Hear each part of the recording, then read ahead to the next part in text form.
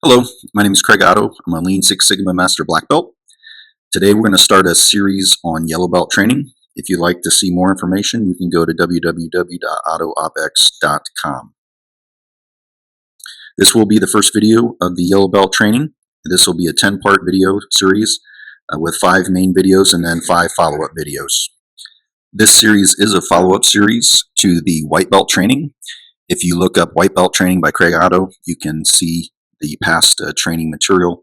I would recommend doing that before you get into yellow belt because there are a lot of fundamental things that I go through and train on in the white belt series, along with an example with implementing lean in the kitchen.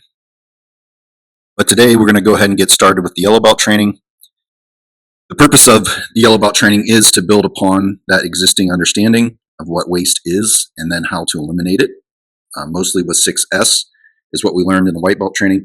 But the intent is to add 3 more core tools to an individual's understanding of lean, which are one-piece flow, pull systems, and standard work. And the application of these tools will be learned through a Lego simulation following the A3 format that we'll be using in a series of rapid improvement events. I'm teaching you that approach. Let's take a look at the operational excellence structure in terms of how we implement improvement. I did go through this in the white belt training. The value stream analysis is really the driving document that has the plan to eliminate the waste, and then the events below it help execute that waste elimination. One with the rapid improvement event, and then the second would be the problem solving events, which reduces variation and also eliminates those flow stoppers. As I mentioned earlier, flow is the name of the game. That is what creates value. And what I'd also like to do is just run through the VSA structure. VSA is something that takes, it's a planning period that takes usually a year to maybe a year and a half. And so I have the VSA structure here over time. You can see the 60, 120, 180. Those are days. And then over that period of time, you can see all the different events that we would execute laid out in that value stream analysis plan. As mentioned, you have rapid improvement events, which are what actually eliminates waste, and then the problem-solving corrective action specifically attacks the variation.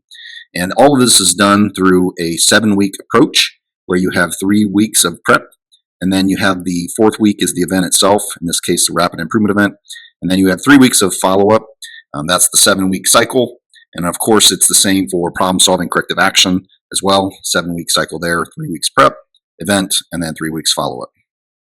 When I look at the Otto model, again, the structure of how the events are laid out, the value stream analysis is the planning aspect, and then you have the rapid improvement events and the problem solving below that. The strategy is driven from that VSA. It's outlined in the VSA what needs to be done, and then the rapid improvement event and problem solving corrective action is then executed to achieve the results. And by using this process, that's what typically helps transform your culture, because you're training your people, but also teaching them how to eliminate waste in the process. Now we're going to jump to the rapid improvement event itself. In the next video, we're actually going to do study a process, and then in all the follow-up videos, we will use Legos to implement different rapid improvement events. But the main purpose, again, is for training, and that's to help people understand the tools and how to eliminate waste. It's also to learn how to observe and learn what current state is and identify the waste, and then visually display that waste through a spaghetti diagram. And of course, in order to eliminate that waste, you have to know the core tools, and that's all executed through the VSA plan. And of course, after you eliminate the waste, you always want to trial the new improvement process and ensure that we've eliminated those flow stoppers. And of course, always measure and document your findings and improvements so that those can be shared, as well as celebrating that success. Just a reminder, this is all stuff that was done in that first white belt training, but waste is any non-value added activity, and it can be found in all types of operations, activities, and applications. So you must learn to identify waste before you can eliminate it, because the goal is to flow value, which means to meet your customer needs. And value is defined as changing the form, fit, or function of a product or service. And again, this is all review, but the different types of waste, we have defects, overproduction, weighting, non-utilized resources, transportation, inventory, motion, and extra processing, with the overproduction being the worst waste of all because it leads to other wastes such as transportation, inventory, and extra motion. But these are very important. You have to know these. I like using the downtime acronym so that you can remember the types of waste a lot easier. So make sure you spend some time refreshing your memory on what those are so that you know what you're looking for when you make improvements. So just a quick review. We want to make sure that one of the things we're going to do in this next video is to observe current state and identify waste. From there, we're going to actually develop a spaghetti diagram. We may not get to it in the next video, but we certainly will after that. We're going to talk more about the lean core tools as we implement and use this Lego simulation. Each round, we're going to use a core tool, and you're going to see the benefits of how that tool eliminates waste and what metrics it actually impacts. And that'll all tie back into that BSA action plan as well.